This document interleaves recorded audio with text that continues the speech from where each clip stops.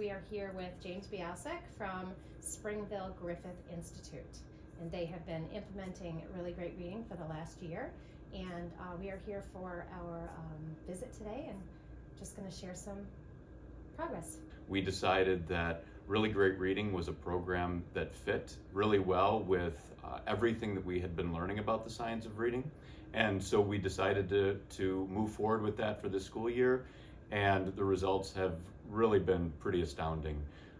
It's not every day that you see something that makes an immediate impact and really moves the dial for students, and we've seen that. I mean, we have really seen kids who have been struggling learners in K and 1, and all of a sudden now in second grade they're making some tremendous progress, and that's happening at all grade levels. So I couldn't be more thrilled with what we're seeing.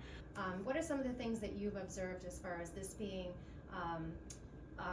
a successful implementation? You know, I think one thing that really stands out to me is the active engagement with kids. It's the kids going up to the whiteboard, touching the touch panel, moving letters around. They have individual whiteboards that they can actually physically and kinesthetically touch and move things. I've been really impressed with just how many children know and understand the different hand symbols that go along with the vowels.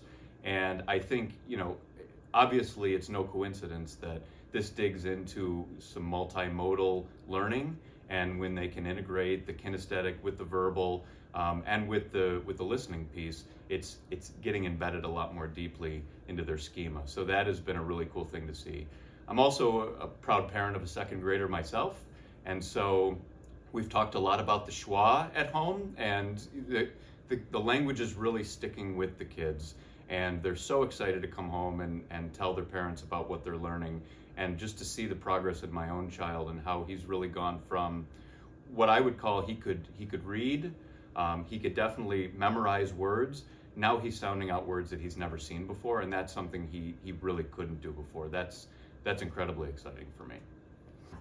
Can you just talk a little bit about initially with the implementation, the professional development that's provided and the support along the way? How has that felt for teachers? I think it's felt different than with some other programs because we literally have had a go-to person that we can reach out to pretty much any time. That's, you know, individual questions through an email or more, you know, sanctioned group settings.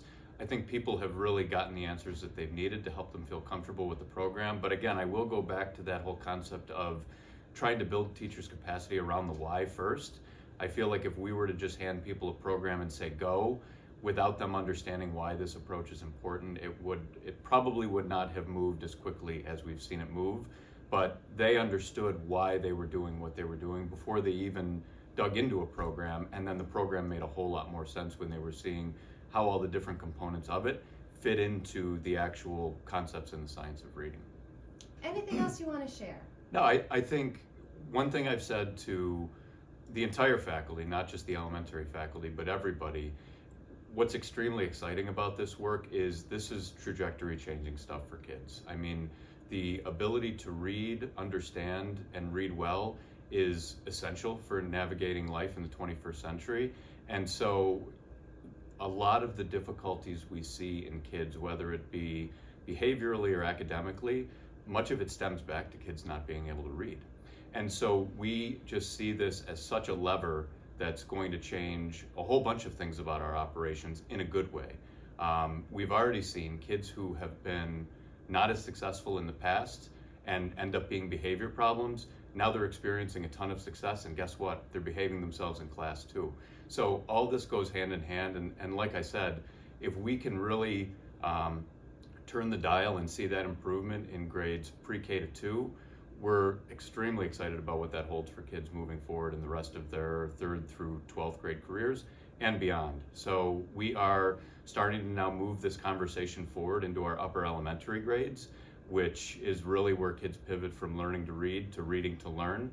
And that's a process literally we just started today, and I can't wait to see how that plays out as well, because that comprehension piece is so important for how student success translates in the upper elementary grades, middle school grades, and ultimately the high school grades. But a lot of good things to come.